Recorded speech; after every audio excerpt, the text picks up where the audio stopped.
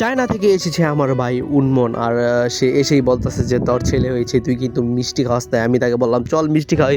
বলে না, মিষ্টি কি একটা দুইটার বেশি খেতে পারবো, তোর দিতে হবে আমাকে ট্রিট। তাই বাইকে ট্রিট দেওয়ার জন্য তাকে নিয়ে চলে গেলাম নারায়ণগঞ্জ। আর যাওয়ার পথেই পড়লো আলমাস পয়েন্টে, সেখানে আমরা একটু ঘুরলাম ফিরলাম, ভাবলাম শপিং করব, কিন্তু আমাদের কাছে টাকা নাই। সো আমরা চলে গেলাম বালুর মাঠ, সেই বিখ্যাত জায়গায় যেখানে নাকি হাজারো রেস্টুরেন্ট আছে, কিন্তু এগুলোতে আমাদের যাওয়ার ইচ্ছা ছিল না, কারণ আমরা যখন গেছি তখন ডিনার টাইম হয়ে গেছে। সো এই মুহূর্তে উল্টাপাল্টা খাবার না খাওয়াটাই ভালো। এর জন্য আমরা চলে গেলাম কাচ্চি ভাই। আর সেখানে গিয়ে ভাই এমন একটা সিচুয়েশনে পড়লাম যে এত পরিমাণ ভিড়, রাত বাজে 10টা তাও ভিড়। তো অনেকক্ষণ আমরা বাইরে দাঁড়িয়েছিলাম, মানে ঘুরে টুরে আসলাম, তারপর এসে খালি পেলাম, রাত 11:30টার মতো বেজে গেছে।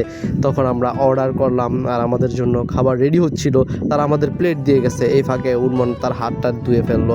সো বলতে না বলতে চলে আসলো আমাদের সেই সুস্বাদু খাবার। আর খাবার সামনে দেখে উন্মনের লোভ সামলাইতে পারলো না, সে ঘাপুস ঘুপুস করে খাওয়া শুরু করে দিল। আর এদিকে আমি একটু ভিডিও করতেছিলাম, কারণ টাকা খরচ করে খাওয়াইতাছি, সে যে কোনো মুহূর্তে মুখ পুষে ফেলতে পারে, তাই ভিডিও করলাম। আর এদিকে আমাদের জন্য একটা বাদাম শেক চলে আসলো। আর এটা খেয়ে ভাই আমার কেমন জানি বদহজম হয়ে গিয়েছিল, খাবার হজম হইতেছিল না। তো ভিডিওটা সবার কেমন লাগলো কমেন্ট করে জানান।